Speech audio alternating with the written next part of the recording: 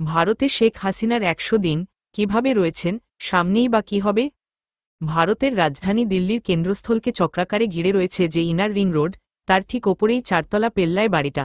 ডাক বিভাগের রেকর্ড অনুযায়ী ঠিকানা ৫৬ রিং রোড, লাজপত নগর, দিল্লি ১,১০,০২৪। শহরের দক্ষিণ প্রান্তে পাঞ্জাবি অধ্যুষিত ওই এলাকায় এই বাড়িটার আলাদা করে কোনো বিশেষত্ব চোখে পড়ার কোনো কারণ নেই, কিন্তু আসলে জনই বা জানেন প্রায় অর্ধশতাব্দী আগে স্বামী ও সন্তানদের নিয়ে শেখ হাসিনা যখন প্রথম ভারতে আশ্রয় নিয়েছিলেন তার ঠিকানা ছিল রিং রোডের ওপরে এই ভবনটাই। আসলে তখন ৫৬ রিং রোড ছিল ভারতের কেন্দ্রীয় সরকারের একটি সেফ হাউজ বা গোপন অতিথিশালা। শেখ মুজিব আততায়ীদের হাতে নিহত হওয়ার পর ভারতের প্রধানমন্ত্রী ইন্দিরা গান্ধী যখন তার কন্যাকে সপরিবার ভারতে আশ্রয় দেওয়ার সিদ্ধান্ত নেন, দেশের নিরাপত্তা সংস্থাগুলো প্রথমে তার থাকার ব্যবস্থা করেছিল এই বাড়িটিতেই। পরে একাধিকবার হাতবদল হয়ে ওই ভবনটি এখন শহরের একটি ছিমছাম চারতারা হোটেলের রূপ নিয়েছে। নাম হোটেল ডিপ্লোম্যাট রেসিডেন্সি। মজার ব্যাপার হলো, লাজপত নগরের ওই এলাকাটি এখন দিল্লির আইভিএফ চিকিৎসার প্রধান হাবে পরিণত, যার সুবাদে বাংলাদেশ সহ বিশ্বের নানা দেশ থেকে হাজার হাজার নিঃসন্তান দম্পতি ওখানে আসেন এবং দিনের পর দিন ওখানকার হোটেল ও গেস্ট হাউসগুলোতে থাকেন। কিন্তু বাংলাদেশের এই মেডিকেল ট্যুরিস্টদের যারা ওই বিশেষ হোটেলটিতে ওঠেন, তাদের হয়তো কারোরই জানা নেই তাদের দেশের সবচেয়ে বেশি সময় প্রধানমন্ত্রী থাকা শেখ হাসিনাও তার জীবনের চরম সংকটের মুহূর্তে ওই একই ভবনে আশ্রয় পেয়েছিলেন। দিল্লির লাজপতনগরে ৫৬ রিং রোডের ভবনটি এখন যেভাবে লাজপত নগরের ওই ঠিকানায়, অবশ্য শেখ হাসিনা বা তার পরিবারকে খুব বেশিদিন থাকতে হয়নি।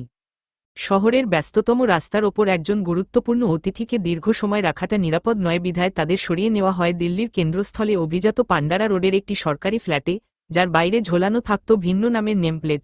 দীর্ঘ প্রায় ৫.৫ বছর সেখানেই ছিলেন তারা। লাজপত নগরের সেই ভবনে এসে ওঠার ঠিক ৪৯ বছর বাদে বাংলাদেশ থেকে ক্ষমতাচ্যুত হয়ে শেখ হাসিনা যখন আরও একবার ভারতে এসে আশ্রয় নিলেন, তখনও কিন্তু শহরে তার প্রথম ঠিকানায় তিনি থিতু হননি।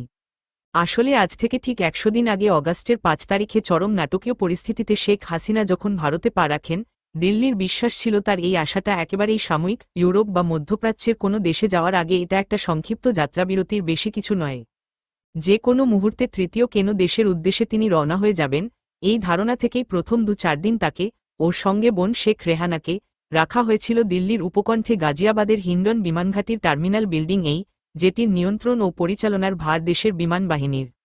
কিন্তু চট করে শেখ হাসিনার তৃতীয় কোনো দেশে পাড়ি দেওয়া সম্ভব হচ্ছে না, এটা স্পষ্ট হয়ে ওঠার পর ভারত সরকার তাকে হিন্ডন থেকে সরিয়ে আনে দিল্লির কোনো গোপন ঠিকানায়। পরে তাকে হয়তো দিল্লির কাছাকাছি অন্য কোনো সুরক্ষিত ডেরাতে সরিয়ে নেওয়া হয়েছে, কিন্তু এ ব্যাপারে ভারত সরকার আজ পর্যন্ত কোনো তথ্যই প্রকাশ করেনি। কিন্তু লোকেশন যাই হোক, ভারতে তার পদার্পণের ১০০ দিনের মাথায় এসে এই প্রশ্নটা ওঠা খুব স্বাভাবিক যে এখন শেখ হাসিনাকে কিভাবে ও কী ধরনের নিরাপত্তা দেওয়া হয়েছে, আর সেটার পেছনে কারণটাই বা কী।